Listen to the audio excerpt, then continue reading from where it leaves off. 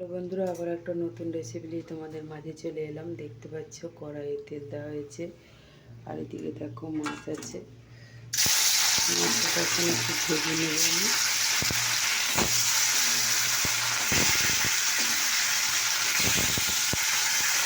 দেখো বন্ধুরা, মাছ ভাজাটা হয়ে গেছে। এদিকে দেখো তেল, 5 ফোড়ন, তেজপাতা দিয়ে দিয়েছি।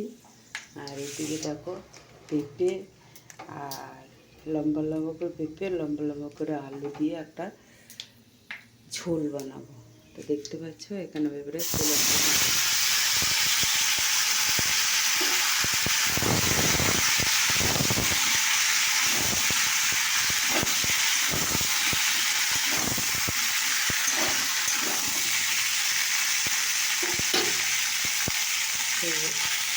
এর মধ্যে দেবো আমি এখন একটু হলুদ দিয়ে দিলাম, একবারে আমি দিয়ে দিলাম। আর পরিমাণ মতো যে যেমন খাবো তারা তেমন নুনটা দেবেন।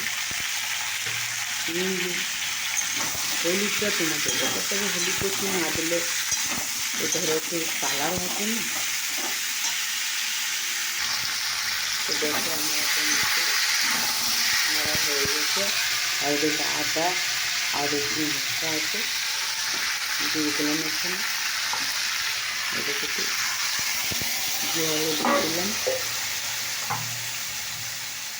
আর এখানে অল্প পরিমাণ একটু জিরে গুঁড়ো দিয়ে দিলাম।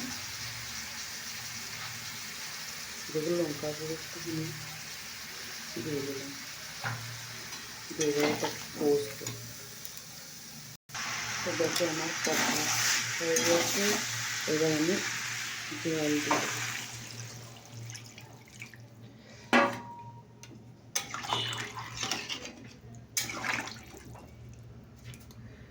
জলটা দিয়ে দিলাম, এবার আমি ঢাকা দিয়ে দেবো।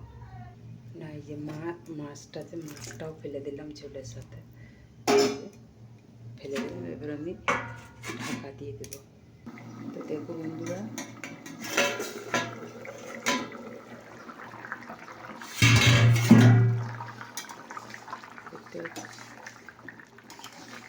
মাছের পেঁপে দিয়ে আলু দিয়ে ঝোল রেডি হয়ে গেলো। দেখো দেখতে পাচ্ছ আমার কিন্তু পেঁপেও সেদ্ধ হয়ে গেছে। দেখো আবার তোমার আলুও আমার সেদ্ধ হয়ে গেছে, যে আলু আছে সেদ্ধ হয়ে গেছে। আমি অফ করে দিলাম। দেখতে পাচ্ছ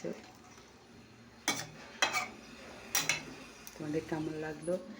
আর দেখো চাটাও আমার হয়ে গেছে, কারণ এটা লাল চা করেছি। তোমরা দেখতে পাচ্ছ না, দেখো লাল চা করেছি। আর এখানটায় রেসিপিটা হয়ে গেলে এমন কিছু লাগে নেই মশলা, শুধু একটু আদা রসুন দিয়েছি, ঘুষা জিরে গুঁড়ো, হলুদ গুঁড়ো আর নুন, একটু সামান্য লঙ্কা গুঁড়ো। তো তোমাদের কেমন লাগলে রেসিপিটা অবশ্যই কমেন্ট করে জানিও।